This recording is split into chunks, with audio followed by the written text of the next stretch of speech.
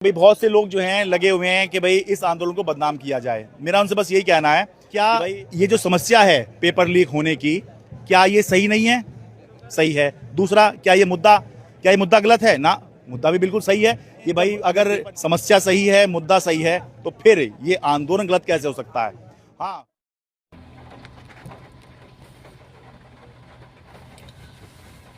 भाई ये समस्या और ये मुद्दा दोनों ही बिल्कुल ठीक है, पर फिर भी आप सिर्फ एक तरफा न्यूज़ दिखा रहे हैं, दूसरी तरफा की पूरी रियलिटी दिखाई नहीं रहे हैं।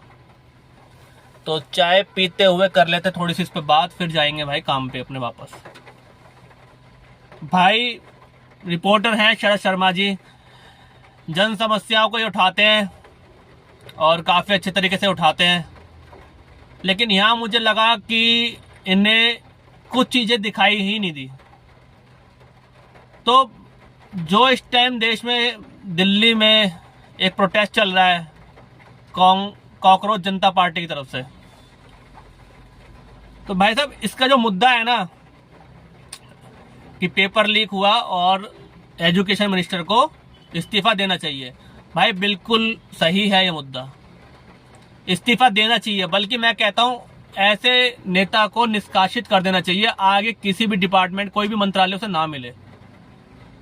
पर यह कहना कि इसे कुछ लोग वो कर रहे हैं, बदनाम करने की कोशिश कर रहे हैं, और अन्ना हजारे वाले आंदोलन से इसे जोड़ना, कंपेयर करना बिल्कुल ही गलत है भाई। देखो, आंदोलनों को बदनाम करने की कोशिश हर बार होती है, लेकिन जो अन्ना हजारे का आंदोलन था ना, वो एक अलग उसमें था।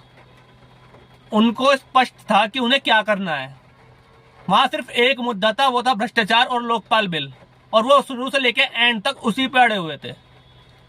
लेकिन जब आप इस आंदोलन में जाते हो, वहां देखते हो कि वहां नीट के पेपर की तो सिर्फ 10% लोग ही बात कर रहे हैं। जो पेपर लीक का मामला है उसकी बात तो सिर्फ 10% हो रही है।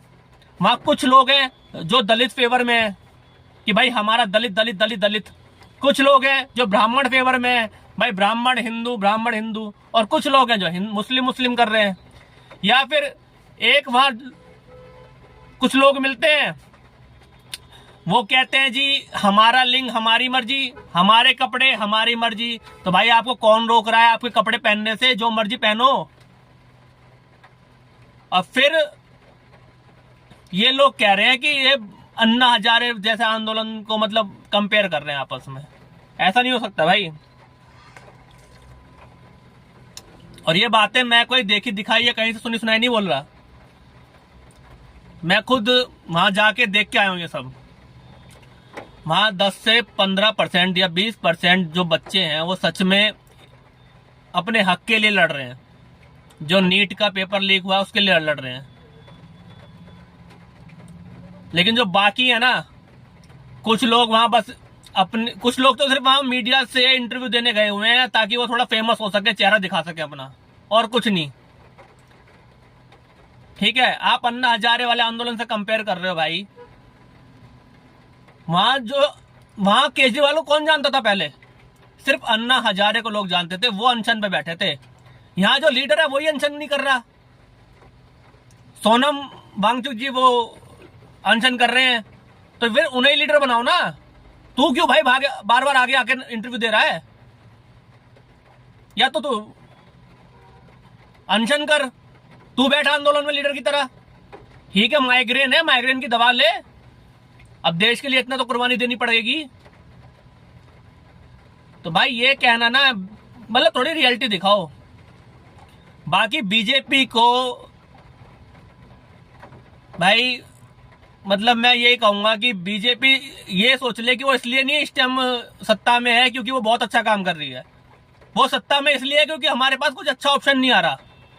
और अगर ऐसे ही चलता रहा तो जनता पुराने ऑप्शन को दोहराने में भी कोई मतलब हिचकिचाहट नहीं आएगी जनता को, बिल्कुल नहीं हिचकिचाएगी।